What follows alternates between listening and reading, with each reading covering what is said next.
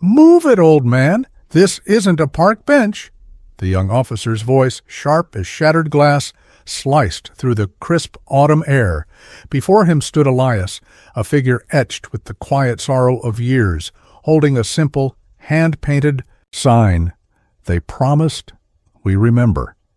He didn't flinch. He didn't speak. His eyes remained fixed on some distant point beyond the bustling city street. The officer, puffed up with the self-importance of his crisp new uniform, saw only a vagrant, an obstruction. He saw tired clothes, not a tired soul. He saw defiance in silence, not the deep well of a life lived in service. What happened next became a stain on the city's conscience, a spark that ignited a firestorm of revelation. If you believe every life holds hidden dignity, comment respect below, because the story of Elias deserves to be heard. Elias Thorne had learned the art of silence in places most people only knew from hushed news reports and grainy photographs. He had carried the weight of a nation's hopes on his young shoulders, his ears ringing with the cacophony of combat, his heart heavy with sacrifices made. Decades later, that internal roar had faded to a quiet hum, a persistent echo of duty and loss. His life now was a stark contrast to the vibrant intensity of his past. He lived in a small, sparsely furnished apartment on the city's frayed edges, his days marked by a simple routine. The government, the very institution he had sworn to protect, was now proposing deep cuts to veteran support programs that were a lifeline for men and women like him, men and women who had already paid a steep price. His protest wasn't born of anger, but of profound disappointment, a need to bear witness. He wasn't there to shout, to disrupt. His presence, his sign, his unwavering gaze, that was his testimony. He chose a spot near City Hall, a place of power and decision, hoping that a silent reminder might penetrate the walls of indifference. He knew the risk, the potential for misunderstanding, but the alternative, to do nothing, felt like a betrayal of those who could no longer speak for themselves. His worn jacket, a relic from a thrift store, offered little warmth against the encroaching chill. But Elias was accustomed to discomfort. He stood, a solitary sentinel, against a rising tide of forgetting. The first police car rolled to a stop with an almost casual arrogance. Two officers emerged, young, physically imposing, their expressions carefully neutral, but hinting at underlying impatience. Officer Miller, the one who had shouted, swaggered slightly as he approached Elias. His partner, Officer Davies, hung back a step, observing. "All right, Grandpa," Miller began, his tone condescending. "You've had your fun. Time to pack up this little art project and move along. You're obstructing pedestrian traffic."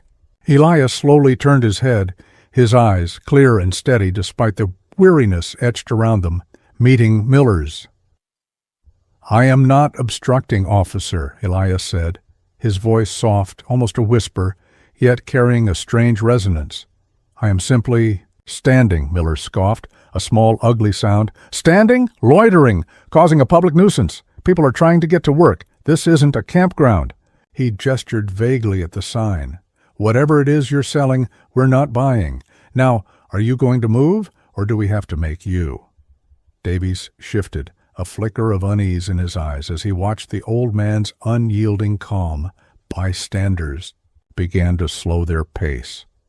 A few pulled out phones, sensing the impending friction. The air grew colder, charged with an unspoken challenge.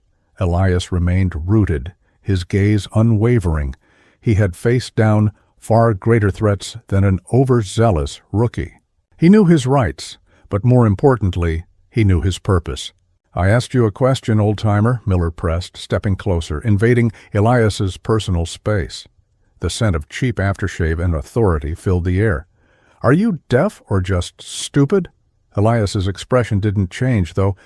A flicker of something ancient and sorrowful passed through his eyes. "I hear you, officer," he replied, his voice still quiet but firm. I will not be moved by baseless accusations. I am peacefully assembled." Miller's face tightened, his youthful features contorting with irritation. He glanced at Davies, who gave a slight, almost imperceptible shrug, deferring. "Peacefully assembled? You're a public disturbance. That's what you are. We've had complaints. This was a lie, or at least an exaggeration. The only disturbance so far was their own arrival. I'm giving you one last chance," Miller declared, his hand drifting toward his utility belt. "Move, now!" Elias stood his ground. He wasn't a lawbreaker. He was a citizen exercising a right, bought with blood, sweat, and tears. His own and those of countless others. He thought of his comrades, those who never made it home, those who came back, changed forever. He was standing for them. The silence stretched, taut and fragile. A few more onlookers gathered, their curiosity piqued by the escalating tension. Some murmured uncomfortably. This quiet, dignified old man didn't look like a troublemaker, but Miller saw only defiance, a challenge to his authority that could not go unanswered. His patience, already thin, snapped. "That's it. You asked for it," Miller snarled. He unclipped his taser, the yellow and black device looking menacingly out of place in the ordinary morning light. Davies tensed. "Miller, hold on," he began. But it was too late. Miller lunged, jamming the taser against Elias's side. The crackle of electricity was sickeningly loud, followed by Elias's sharp, involuntary gasp. His body convulsed, his legs giving way. He crumpled to the pavement, his hand-painted sign clattering beside him. As he fell, a thin silver chain around his neck snapped, and a pair of worn, tarnished dog tags skittered across the sidewalk. Coming to rest near the curb, Elias lay there shaking, the world a blur of pain and disorientation. Miller stood over him, breathing heavily, a strange mix of triumph and something less certain in his eyes. "Should have listened," he muttered, more to himself than anyone. A woman in the small crowd gasped, her hand flying to her mouth. Another was already on her phone, her voice urgent and angry. "Yes, I want to report police brutality. They just tased an old man who wasn't doing anything. He was just standing there." She described the location, her voice trembling with indignation. "He's a veteran, I think. His dog tags fell off. 7 minutes. That's how long it took for her call, relayed with increasing urgency through channels few understood, to reach ears that recognized the profound significance of a name soon to be spoken, a name linked to those tarnished tags. 7 minutes for the gears of a much larger machine to begin turning with astonishing speed. The first siren was distant, then rapidly closer. But it wasn't the familiar yelp of a city police cruiser or an ambulance. This was a deeper, more guttural sound, accompanied by the heavy rumble of powerful engines. Within moments, the source became terrifyingly clear. 2 olive-drab military Humvees, lights flashing, thundered down the street, followed by a larger troop transport vehicle. They swerved to a halt, effectively blockading the entire end of the street. Their sudden, overwhelming presence sucked the air out of the ordinary city morning. Doors flew open. Uniformed soldiers, National Guard, began to disembark, moving, with practiced efficiency, securing the immediate area. Officer Miller and Officer Davies froze, their faces paling. This was far beyond anything they were equipped to handle, far beyond any scenario covered in their training. Their minor altercation with a vagrant had inexplicably summoned a military response. The gathered crowd, initially shocked by the tasing, was now utterly stunned into silence. Phones still recorded, but hands trembled. What on earth was happening? The soldiers weren't aggressive, but their presence was an undeniable statement of power and intent. They formed a loose perimeter, their eyes scanning, alert. Then, from the lead Humvee, a figure emerged who radiated an aura of command that dwarfed the petty authority Miller had wielded moments before. He was tall, his uniform immaculate, adorned with the stars of a general. His face was stern, etched with the gravity of command. His eyes, sharp, intelligent. This was General Thompson, a man whose name carried weight in the highest echelons of the military and government. He strode forward, his boots sounding unnervingly loud on the pavement. His gaze swept over the scene, the bewildered officers, the stunned onlookers, and finally the crumpled figure of Elias Thorne, still lying on the ground, struggling to push himself up. A medic from the guard unit was already rushing to his side. General Thompson stopped dead in. His tracks, his eyes, which had seen the horrors of war and the complexities of international diplomacy, widened almost imperceptibly. A flicker of disbelief, then dawning horror, crossed his features. He took another step, his gaze fixed on Elias. "Elias?" he breathed, the name barely audible, yet it cut through the charged atmosphere like a razor. He moved quickly to Elias's side, kneeling, oblivious to the grime on the pavement staining his pristine uniform. "Sergeant Major Thorne, Elias, is that you?" The medic, seeing the general's personal intervention, paused respectfully. Elias, dazed, looked up, his eyes focused slowly on the general's face. A ghost of recognition flickered within them. "General Thompson," he managed, his voice weak. Officer Miller and Davies watched, mouths agape, the color completely drained from their faces. The name Sergeant Major Thorne echoed in the sudden profound silence. This was no vagrant. This was someone the general knew, someone he addressed with a respect that bordered on reverence. "What in God's name happened here?" General Thompson's voice was low, dangerously calm, but carried an unmistakable edge of fury as he looked up from Elias, his piercing gaze locking onto the two police officers. Miller visibly flinched. Davies looked like he wanted the ground to swallow him whole. "This man," General Thompson declared, his voice rising, resonating with authority and barely suppressed outrage, "is Sergeant Major Elias Thorne, a man who has served this country with more honor and courage than you two could comprehend in a dozen lifetimes." He gestured toward Elias, who was now being gently helped to sit up by the medic. "He wears the Distinguished Service Cross. 3 Purple Hearts. He led men through hell and brought them back. He saved my life and the lives of half my command in the Shock Valley when we were pinned down, outnumbered, and out of ammunition." An implied flashback, a vivid image of dust, gunfire, and incredible bravery, hung in the air, conjured by the general's impassioned words. "And you," his eyes like chips of ice, bored into Officer Miller. "You tased him. For what? For standing silently with a sign? For reminding us of promises we made to men like him?" The general's aide discreetly picked up the fallen dog tags. His expression grim as he handed them to the general. Thompson held them up. "Do you even know what these represent? The sacrifices? The blood spilled?"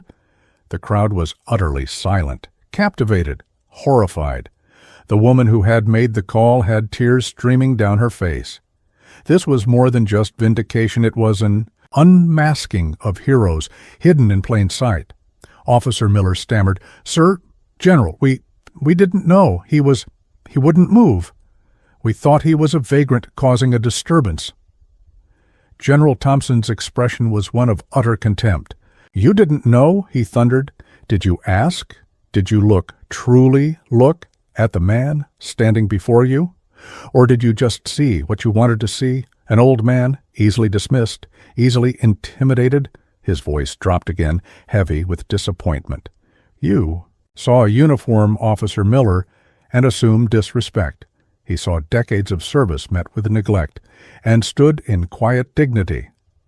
The police chief, alerted by frantic calls from his own dispatcher, who had heard the National Guard chatter, arrived, sirens wailing. His face was a mask of anxiety as he took in the scene, the military presence, his 2 stunned officers, and a 3-star general kneeling beside an elderly man. The chief, a veteran himself, felt a cold dread. He approached General Thompson, his posture deferential. "General Thompson, Chief Reynolds." What seems to be the situation? General Thompson slowly rose, his eyes never leaving the chief's. The situation, Chief, he said, his voice like steel, is that 2 of your officers have assaulted a decorated war hero, a man this nation owes an unpayable debt. The situation is that my friend, Sergeant Major Thorne, was exercising his constitutional rights and was met with brutality. Chief Reynolds looked at Miller and Davies, his expression unreadable, but promising severe repercussions. Officers, Miller, Davies, he barked, you are relieved of duty, pending a full investigation. Hand over your badges and service weapons, now. The 2 officers, utterly humiliated, complied, their movements stiff with shock and shame. Elias, helped to his feet by the medic, and General Thompson watched with a quiet sadness. There was no triumph in his eyes, only a weary sorrow that it had come to this. The aftermath. The aftermath was swift and decisive. Sergeant Major Elias Thorne was escorted from the scene, not in handcuffs, but with the personal, respectful care of General Thompson and his men, taken to a military medical facility for a thorough checkup. Officers Miller and Davies faced an immediate internal affairs investigation, their careers irrevocably tarnished. The city council, jolted by the incident and the subsequent media storm, hastily convened an emergency session, not only to address the proposed budget cuts to veteran services, but also to review police training protocols regarding de-escalation and community interaction, particularly with vulnerable populations. And veterans, the chief of police issued a public apology to Sergeant Major Thorne and to the entire veteran community, vowing reform. The block remained closed for hours, a testament to the gravity of what had transpired. The image of the National Guard standing sentinel on a city street, not for a disaster, but to protect the dignity of one forgotten soldier, resonated deeply. Elias, true to his nature, sought no personal vengeance. He simply wanted the promises to be remembered. His silent protest, met initially with ignorance and violence, had, through a dramatic turn of events, roared louder than any shouted slogan. The vindication was not just his. It was for all the quiet heroes, the unassuming figures whose true worth lay hidden beneath ordinary exteriors. The news footage of General Thompson kneeling beside Elias, the fury in his eyes as he defended his friend, became an emblem of loyalty and respect. The story of Sergeant Major Elias Thorne became a stark reminder. Heroes walk among us, often unseen, unheard, until a moment of crisis or injustice brings their true stature into the light. His dignity, though momentarily assaulted, was ultimately magnified. His quiet strength inspired a wave of support for veterans' causes across the nation. The proposed cuts were not only halted, but reversed, with new initiatives funded to honor and support those who had served. Officer Miller and Officer Davies were eventually dismissed from the force, their actions serving as a harsh lesson in humility and the critical importance of discernment. The city implemented mandatory veteran awareness training for all its civil servants. The morale is clear.